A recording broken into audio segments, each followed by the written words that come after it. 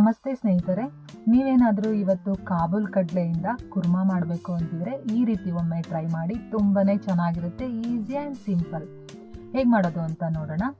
ಕಾಬೂಲ್ ಕಡಲೆ ಕಾಳನ್ನು ನಾನು ಬೆಳಗ್ಗೆ ಮಾಡೋದ್ರಿಂದ ನೈಟೇ ನೆನೆಸೋದಕ್ಕೆ ಇಟ್ಟಿದ್ದೆ. ಈಗ ಒಂದು ಕುಕ್ಕರ್ಗೆ ಹಾಕಿ ಅದು ಬೇಯೋದಕ್ಕೆ ಎಷ್ಟು ಬೇಕೋ ಅಷ್ಟು ನೀರನ್ನು ಹಾಕಿ ಸ್ವಲ್ಪ ಉಪ್ಪನ್ನು ಹಾಕಿ 2 ವಿಷಲ್ ಕೂಗಿಸ್ಕೊಳ್ಳೋಣ. ಇವಾಗ ಮಸಾಲೆಗೆ ಬೇಕಾಗಿರೋ ಪದಾರ್ಥಗಳನ್ನು ಹುರ್ಕೊಳ್ಳೋಣ.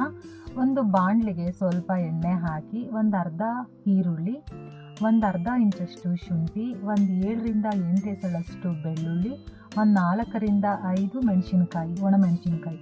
ನೀವು ಬೇಕಾದರೆ ಇಲ್ಲಿ ಫ್ರೆಂಡ್ಸ್ ಹಸಿ ಮೆಣಸಿನ್ಕಾಯಿನೂ ಕೂಡ ಸೇರಿಸ್ಕೋಬೋದು. ಗ್ಯಾಸ್ಟ್ರಿಕ್ ಅಂತ ಹೇಳೋರು ಹಸಿ ಮೆಣಸಿನ್ಕಾಯಿನ ಸ್ಕಿಪ್ ಮಾಡಿ ಒಣಮೆಣಸಿನ್ಕಾಯಿನ ಸೇರಿಸ್ಕೋಬೋದು.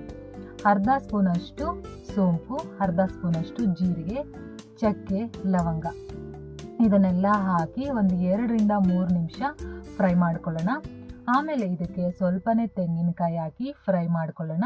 ಇನ್ನೇನು ಸ್ಟವ್ ಆಫ್ ಮಾಡ್ತಾ ಇದ್ದೀವಿ ಅನ್ಬೇಕಾದ್ರೆ ಸ್ವಲ್ಪ ಕೊತ್ತಂಬರಿ ಸೊಪ್ಪನ್ನು ಹಾಕಿ ಇದನ್ನು ತಣ್ಣಗಾಗೋದಕ್ಕೆ ಬಿಟ್ಟು ಒಂದು ಮಿಕ್ಸಿ ಜಾರ್ಗೆ ಸೇರಿಸಿ ಸ್ವಲ್ಪ ನೀರನ್ನು ಹಾಕಿ ಈ ರೀತಿ ತರತರಿಯಾಗಿ ರುಬ್ಕೊಂಡು ಬರೋಣ. ಈಗ ಕಾಬೂಲ್ ಕಡಲೆ ಕುರ್ಮಾಗೆ ಒಗ್ಗರಣೆ ಮಾಡ್ಕೊಳ್ಳೋಣ. ಅದೇ ಬಾಣಲಿಗೆ ಸ್ವಲ್ಪ ಎಣ್ಣೆ ಹಾಕಿದ್ದೀನಿ, ಸ್ವಲ್ಪ ಸಾಸಿವೆ ಹಾಕಿದ್ದೀನಿ. ಸಾಸಿವೆ ಚಟಪಟ ಅಂತ ಅಂದಮೇಲೆ 1 ಎಸಳಷ್ಟು ಕರಿಬೇವನ್ನು ಸೇರಿಸಿ ಸಣ್ಣಗೆ ಹೆಚ್ಚಿರೋ ಅಂತಹ 1 ಈರುಳ್ಳಿನ ಹಾಕಿ ಸ್ವಲ್ಪ ಚೆನ್ನಾಗಿ ಫ್ರೈ ಮಾಡ್ಕೊಳ್ಳೋಣ. ಈಗ 1 ಟೊಮೆಟೊನ ಸಣ್ಣಗೆ ಹೆಚ್ಚಿ ಚೆನ್ನಾಗಿ ಬಾಡಿಸ್ಕೊಳ್ಳೋಣ. 2 ಸಾಫ್ಟ್ ಆಗೋವರೆಗೂ ಕೂಡ ಚೆನ್ನಾಗಿ ಬೇಯಿಸ್ಕೊಳ್ಳೋಣ.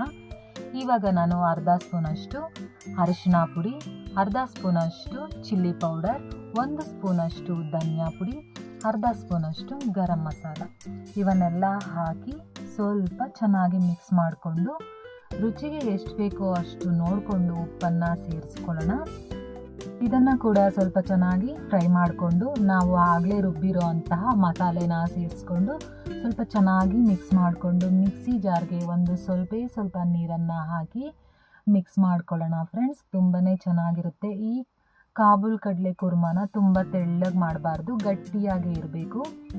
ಇವಾಗ ನಾವು ಬೇಯಿಸಿರೋ ಅಂತಹ ಕಾಬೂಲ್ ಕಡಲೆ ಕಾಳನ್ನು ಹಾಕಿ ಸ್ವಲ್ಪನೇ ನೀರು ಹಾಕೋಣ, ಜಾಸ್ತಿ ನೀರು ಹಾಕೋದು ಬೇಡ.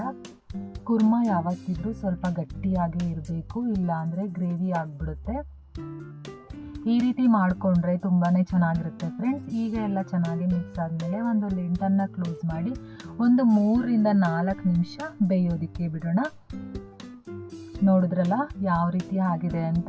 ತುಂಬಾ ಚೆನ್ನಾಗಿತ್ತು ಫ್ರೆಂಡ್ಸ್, ತುಂಬಾ ರುಚಿಯಾಗಿತ್ತು. ಇದಕ್ಕೆ ಕಾಂಬಿನೇಷನ್ ಪೂರಿ, ಚಪಾತಿ, ದೋಸೆ ಜೊತೆಲೂ ತಿನ್ಬೋದು ಫ್ರೆಂಡ್ಸ್. ಆದರೆ ಇದು ಕಾಬೂಲ್ ಕಡಲೆ ಕುರ್ಮಾ ಬಂದು ಪೂರಿಗಂತೂ ಸಖತ್ ಕಾಂಬಿನೇಷನ್, ತುಂಬಾ ಚೆನ್ನಾಗಿತ್ತು.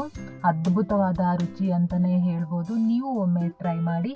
ನೀವೇನಾದರೂ ಇವತ್ತು ಕಾಬೂಲ್ ಕಡಲೆಯಿಂದ ಏನಾದರೂ ರೆಸಿಪಿ ಮಾಡಬೇಕು ಅಂತಿದ್ರೆ ಈ ರೀತಿ ಒಮ್ಮೆ ಟ್ರೈ ಮಾಡಿ. ನಮಸ್ಕಾರ.